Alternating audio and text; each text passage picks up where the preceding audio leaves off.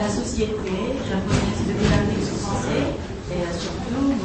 Oki et M. Nishihara de nous donner une occasion pour présenter mon exposé, objectif de l'enseignement plurilingue en Corée du Sud.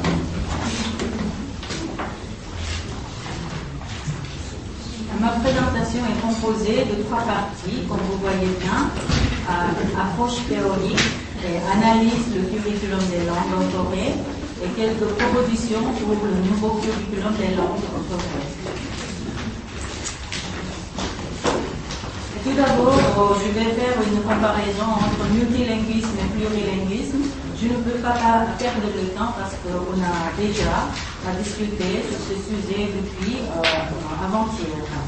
Multilinguisme, la connaissance d'un certain nombre de langues ou la coexistence de langues différentes dans une société donnée. Et plurilinguisme, l'expérience langagière d'un individu dans son contexte culturel. Cette fois, je vous présente le plurilinguisme comme compétence et le plurilinguisme comme valeur. C'est plurilinguisme comme compétence, la capacité intrinsèque de tout locuteur à employer et à apprendre seul ou par un enseignement plus d'une langue. Excusez-moi. Voilà.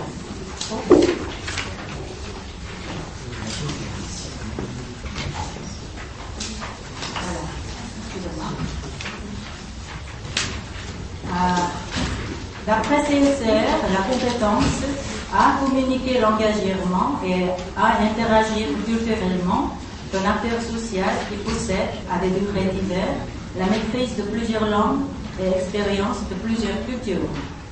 Tandis que le plurilinguisme comme valeur, c'est une valeur éducative fondant la tolérance linguistique, c'est-à-dire l'acceptation positive de cette diversité. La prise de conscience par un locuteur du caractère plurilingue de ses compétences peut l'amener à apporter une valeur égale à chacune des variétés utilisées par lui-même, par les autres locuteurs. J'aimerais mettre l'accent sur ces points-là pour développer mes réflexions. Voilà. C'est mélangé. Oui. Situation actuelle de l'enseignement des langues en Corée. Tout d'abord, mondialisation et mots-clés actuels de la Corée du Sud. Deuxièmement, multilinguisme officiellement adopté dans l'enseignement des langues. Parce qu'il y a 8 langues différentes enseignées en Corée actuellement. Les difficultés d'emprunter directement les politiques linguistiques européennes, c'est-à-dire la situation et l'évolution de l'utilisation de langues, sont très différentes entre l'Europe et la Corée. Je vous expliquerai en détail parce que tout le monde comprenne bien la situation. Je pense. Et ensuite, je vous montre l'horaire de langue défini dans le curriculum en Corée. Au niveau de l'école maternelle, on enseigne uniquement le coréen à partir de 4 ans.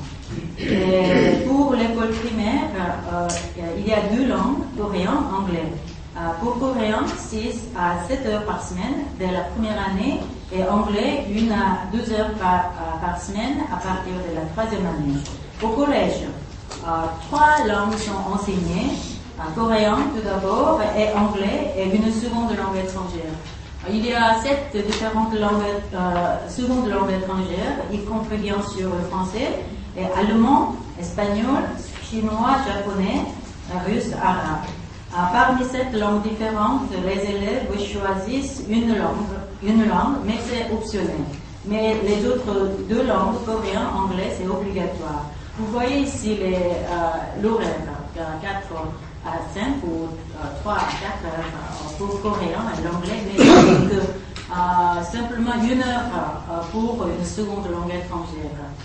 C'est pas vraiment un enseignement de langue, c'est pour initiation et sensibilisation de langue. Et pour le lycée, 3 langues sont enseignées en Corée. C'est le coréen, 4 heures par semaine, obligatoire. Anglais, 4 heures par semaine, obligatoire. une seconde langue étrangère, 1 à 2 heures par semaine. Ce n'est pas obligatoire pour toute filière, c'est obligatoire pour quelques filières, surtout filière générale. Les élèves ou les élèves vont à l'université. Et ensuite,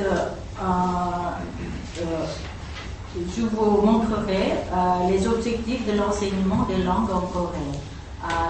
D'abord, objectif de l'enseignement du coréen à l'école maternelle. Les enfants développent à ce niveau 4 capacités du coréen, de la langue coréenne, c'est-à-dire compréhension et expression orale, et compréhension écrite, orale et écrite. Compréhension et expression écrite, excusez-moi. Vous voyez ici. Et puis encore, objectif de l'enseignement du coréen à l'école primaire. Ici, je vais lire un peu. Faire connaître de façon globale l'essentiel de la langue et de la littérature coréenne. Permettre aux élèves d'utiliser correctement et convenablement la langue coréenne en tenant compte du contexte langagier. Et faire connaître la culture autour de la langue, développer une capacité créative et une attitude positive pour contribuer à la croissance de la langue coréenne et à la création de la culture de la langue. Ici, comme vous voyez, la culture ici est liée à la langue coréenne. Et encore, pour l'objectif de l'enseignement de l'anglais à l'école primaire, c'est ici, à ce stade, on est content d'initier et de sensibiliser les élèves à l'anglais.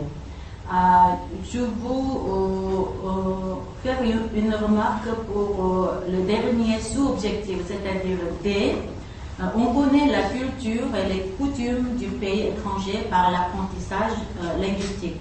À ce stade aussi, la culture est liée encore à l'anglaise. On ne peut pas dire que c'est l'objectif plurilingue ici.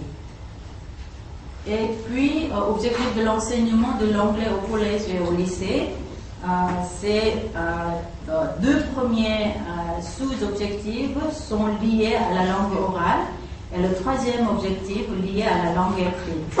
Le dernier sous-objectif, c'est il comprend d'autres cultures à travers de l'apprentissage linguistique et c'est présenter la culture coréenne en anglais.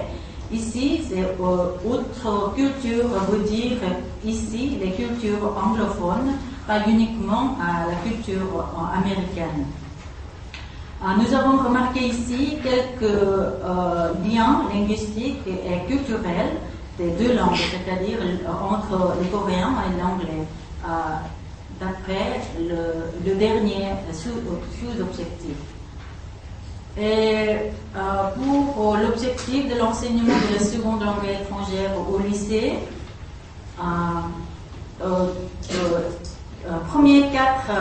quatre premiers sous-objectifs relèvent de la capacité, 4 capacités linguistiques. Et la 5e sous-objectif relève de l'objectif culturel.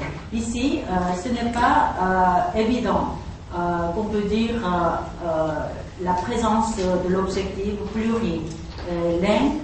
plurilingue et pluriculturel. Il comprend correctement la vie quotidienne en prenant en considération les caractéristiques culturelles dans les pays utilisateurs de la langue ciblée. C'est pas... ce sont les objectifs de l'enseignement de les secondes langues étrangères, c'est-à-dire pour 7 différentes langues étrangères au lycée. Ce n'est pas uniquement pour le français. Et pour avoir un bon modèle, je vous présente ici le cas du curriculum de la langue française au gymnase Honnes de l'Allemagne. C'est bien marqué la compétence plurilingue et pluriculturelle ici. Il y a 2 parties. La première, c'est compétences linguistiques. j'ai ici présenté très brièvement simplement les titres compétences, écoute, lecture, parler, écriture, pour développer ces capacités. Il nous montre que connaissance linguistique, c'est-à-dire base lexicale et structure grammaticale, et puis compétences culturelles, comme vous voyez, rencontre avec d'autres personnes, tenir une discussion avec d'autres personnes, juger la valeur morale, réfléchir à ses attitudes dans la vie, développer la propre identité de l'élève dans la rencontre avec d'autres cultures, etc. Et le dernier point, c'est apprendre la tolérance et le respect envers d'autres personnes, se sentir l'empathie envers d'autres cultures.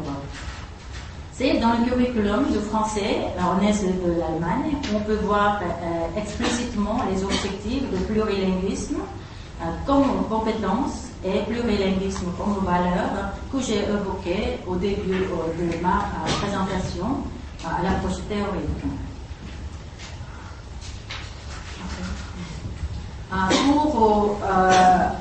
J'aimerais conclure en soulignant quelques points suivants. Alors, qu'est-ce qu'on fait en Corée dans ce contexte? Tout d'abord, dans le curriculum de l'enseignement en Corée, les objectifs de point de vue plurilingue ne sont pas explicitement manifestés au niveau maternel, ni primaire, ni secondaire. Alors, si c'est nécessaire, c'est pas il est donc nécessaire, si c'est nécessaire, il faut interpréter de nouveau le plurilinguisme et l'éducation pluriculturelle proposée dans le CLCR pour les mieux adapter à la situation coréenne. Et puis, à l'instar des objectifs de la langue étrangère qui prennent en compte du plurilinguisme, comme ceux de la langue française, en est de l'Allemagne, il faudrait rétablir les objectifs coréens des langues étrangères. Et pour la conclusion définitive, mais encore provisoire, la citation suivante pourra être prise pour conclusion de ma présentation. Pour ce qui est des textes officiels, il n'y a pas lieu de généraliser une mesure à portée à la fois symbolique et instrumentale. Rassembler en un même chapitre tous les textes relatifs aux langues, y compris à la majeure de scolarisation, et non les disjoindre en disciplines séparées. À l'année prochaine, nous allons développer le nouveau curriculum des langues en Corée. J'aimerais proposer le concept de plurilinguisme et pluriculturalisme en tenant compte des réflexions que j'ai faites aujourd'hui. Mais je ne suis pas très sûre que les autres concepteurs acceptent mes propositions, mais je vais peut-être les convaincre, je vais essayer de les convaincre.